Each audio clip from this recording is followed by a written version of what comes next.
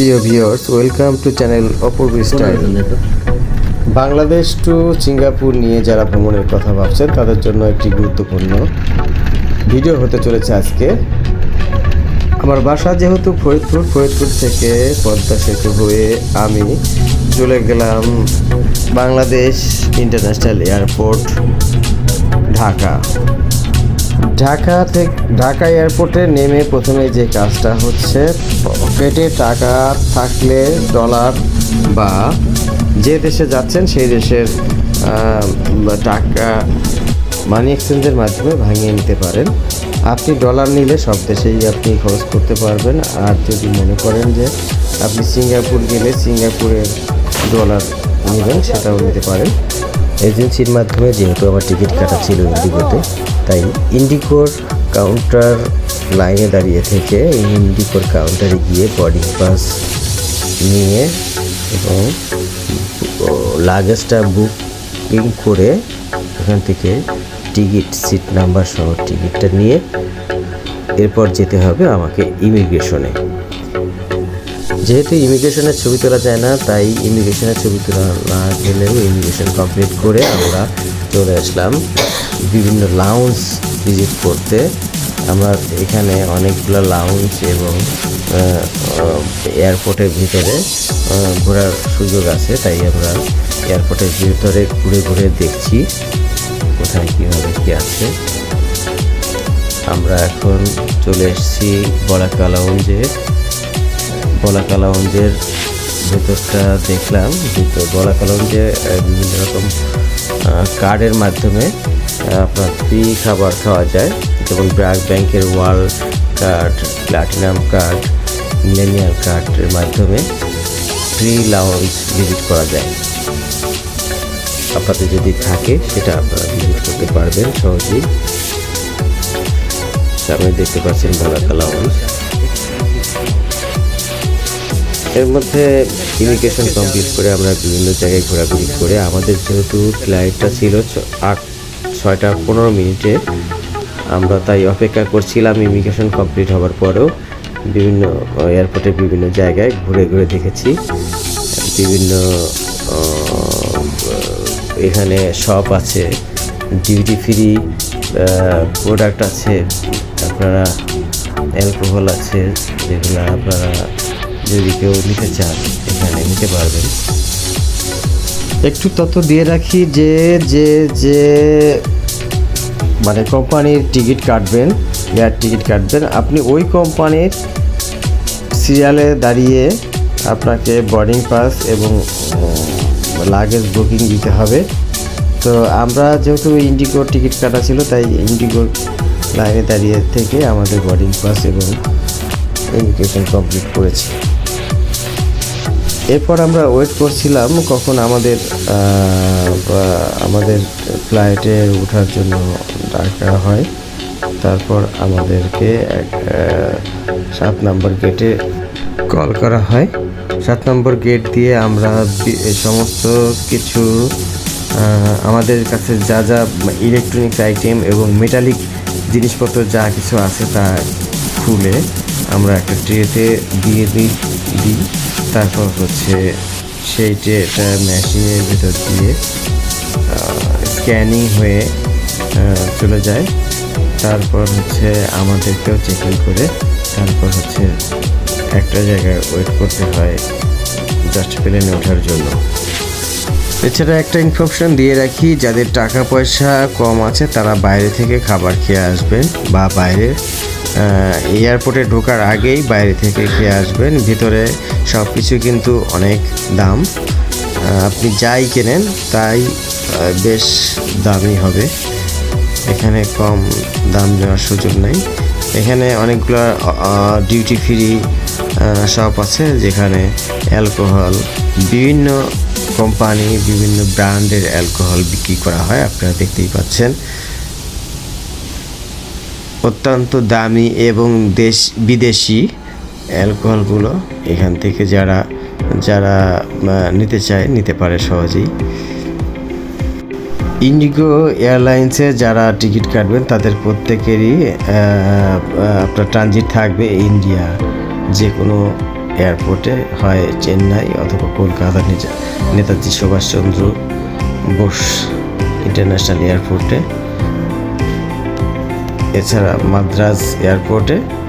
সবাই এখানে প্রায় 5 থেকে 7 ঘন্টা ট্রানজিট হয়ে থাকে।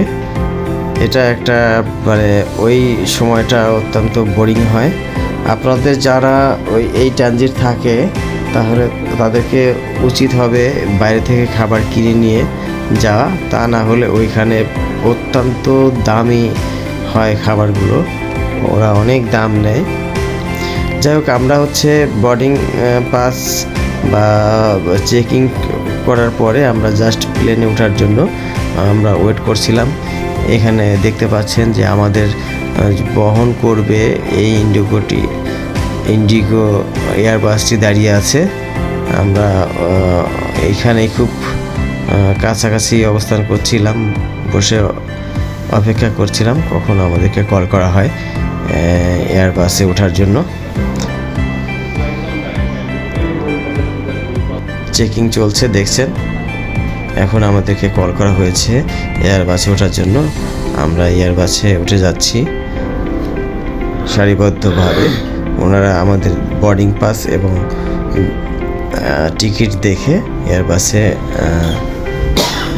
যাওয়ার অনুমতি করে দেন। এরপর আমরা এয়ারবাসে গিয়ে যার যার সিট অনুযায়ী বসি।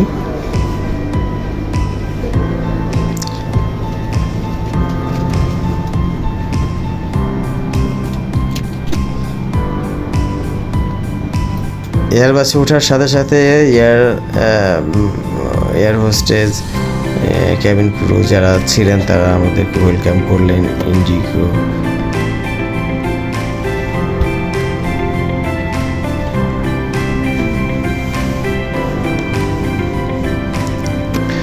এখানে এক এক করে সব যাত্রীরা এয়ারবাসটাকে পরিপূর্ণ করে তুলল। আমরা এখন ওড়ার জন্য পুরোপুরি প্রস্তুত। কিছুক্ষণ পরে আমাদেরকে অ্যানাউন্সমেন্টের মাধ্যমে জানিয়ে দেওয়া হলো কিভাবে আমরা প্লেন উড্ডয়নের আগে কি প্রস্তুতি আছে তা সেগুলো আমাদেরকে হোস্টেসরা বা ক্যাবিন ক্রু যারা ছিলেন তারা আমাদেরকে জানিয়েছেন। যারা সিট খুঁজে পাচ্ছিলেন না তাদেরকে সিট দেখিয়ে দিচ্ছেন এয়ার ক্রুরা।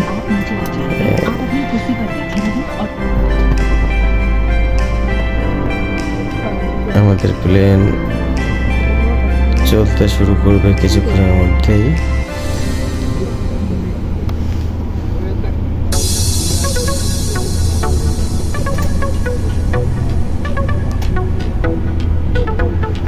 অলরেডি প্লেন চলতে শুরু করেছে।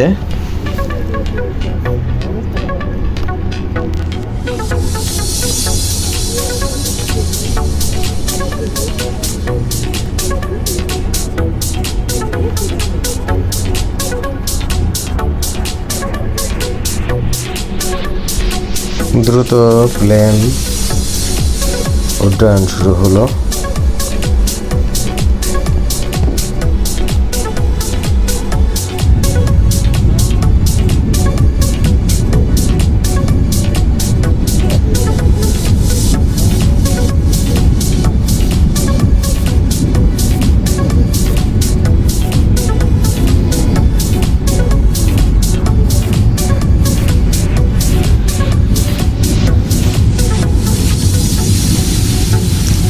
আস্তে আস্তে নিচের সব কিছু ছোটো ছোটো হতে থাকতে থাকতে প্লেন অনেক উপরে উঠে চলে গেল। এক পর্যায়ে মেঘের উপরে চলে গেল প্লেন। নিচের সব কিছু, যত রাত্রি ছিল, নিচের সব কিছু আলো আর আলো দেখা যাচ্ছিল। কোনো কিছুই পরিপূর্ণভাবে দেখা যাচ্ছিল না, ছোট ছোট আলো। অনেক দূর থেকে অনেক সুন্দর লাগছিল ঢাকা শহরটাকে। কিছুক্ষণের মধ্যে আমরা ঢাকা ত্যাগ করে চলে গেলাম। আমরা প্রায় 40 মিনিট পরে আমরা কলকাতা সুভাষচন্দ্র বোস এয়ারপোর্টে গিয়ে আমরা ল্যান্ড করলাম। ওইখানে গিয়ে আমরা নামার পরে আমাদেরকে নির্দিষ্ট একটি জায়গায় সবাইকে নিয়ে গেল। নিয়ে পৌঁছানোর পরে আমরা ওইখানেই ওই নির্দিষ্ট জায়গার মধ্যেই থাকতে হলো আমাদেরকে। বাইরে যাওয়ার কোনো অনুমতি ছিল না, তাই আমরা ভিতরেই বিভিন্ন জায়গায় ঘোরাঘুরি করলাম এবং এখানেই কিছু খাবার খেয়ে নিতে হলো, কারণ আমরা ভুলবশত কোনো খাবার নিয়ে আসছিলাম না। তাই আপনারা যারা এই ট্রানজিট থাকবে যাদের, তারা অবশ্যই চেষ্টা করবেন কোনো না কোনো খাবার নিয়ে আসার জন্য। তা না হলে এখানে কিন্তু আপনাদেরকে অনেক দাম দিয়ে খাবার কিনে খেতে হবে, তাও আপনার মনের মতো খাবার আপনি এখানে পাবেন না। তারা যা খাবার রেখেছে সেই খাবারগুলো আপনাকে কিনে খেতে হবে। আমরা খেয়েছিলাম চিকেন বিরিয়ানি।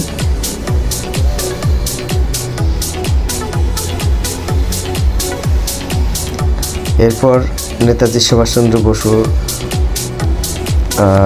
এয়ারপোর্ট থেকে আমাদেরকে প্রায় 5-7 ঘন্টা ইন্টারভ্যাল পরে আমাদেরকে আবার নিয়ে যাওয়া হলো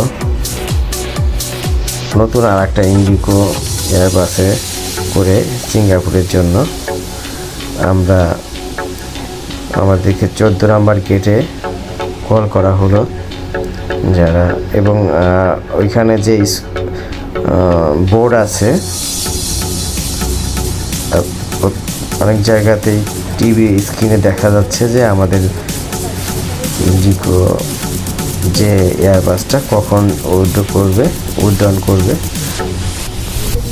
আমরা সেই সময় গিয়ে আবার বোর্ডিং পাস এবং পাসপোর্ট সহ চলে গেলাম। পরে আমাদের এখান থেকে যেহেতু রাত্রি ছিল, আমাদের এয়ারবাসটা উড্ডয়ন করলো এবং ঘুমিয়ে থাকার পর কিছুক্ষণ পরে আমার ঘুম ভেঙে গেল। দেখলাম যে জানালা দিয়ে একটু আলো উঁকি মারছে। বাইরে তাকাতে দেখি শুধু মেঘের ভেলা। খুবই চমৎকার একটি দৃশ্য এখানে আমরা উপভোগ করলাম যারা এয়ারবাসে চড়ে সিঙ্গাপুরের উদ্দেশ্যে এই ইন্ডিগো এয়ারবাসটাতে ছিলাম। এত সুন্দর দৃশ্য বাইরে যে আমরা মেঘের ভেলায় চড়ে আমরা আকাশ পাড়ি দিচ্ছি। খুবই মজার একটা দৃশ্য ছিল, উপভোগ করার মতো। দেখতেই পাচ্ছেন। অবশেষে বিভিন্ন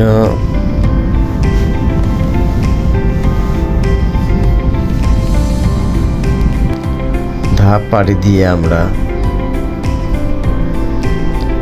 সিঙ্গাপুর চাঙ্গি এয়ারপোর্টে অবতরণ করলাম এবং অবতরণ করে এখানে জুয়েল নামে একটা স্পট আছে, আমরা ভিজিট করলাম। এখানে রোবোটিকভাবে আমাদেরকে ইমিগ্রেশন করা হলো। এখানে আমাদের পাসপোর্ট স্ক্যান করলাম প্রথমে, তারপর আমার ছবি স্ক্যান করে নিল। তারপর ফিঙ্গার নির্দেশনা দিল যে ফিঙ্গার দিতে হবে, হাতের বৃদ্ধাঙ্গুলের ছাপ দিলাম। ওকে দেখিয়ে গেট ওপেন হয়ে গেল, আমাদের ইমিগ্রেশন শেষ হয়ে গেল। তারপর আমরা টার্মিনাল 2-তে অপেক্ষা করলাম এবং আমাদের গাড়ি এসে গাড়িতে করে হোটেলে পৌঁছে দিল। আমাদের হোটেল ছিল অ্যাসপোডেল ইন। আজ এ পর্যন্তই দর্শক, চলে আসলাম সিঙ্গাপুর। এরপর আমরা বাকি ভিডিও আপনাদের সামনে নিয়ে আসব। আশা করি আপনারা অনেক তথ্য পেয়েছেন আমার বলার মাঝে। আপনাদের কোনো জিজ্ঞাসা থাকলে আমাকে কমেন্টসে জানাবেন। ভালো থাকবেন।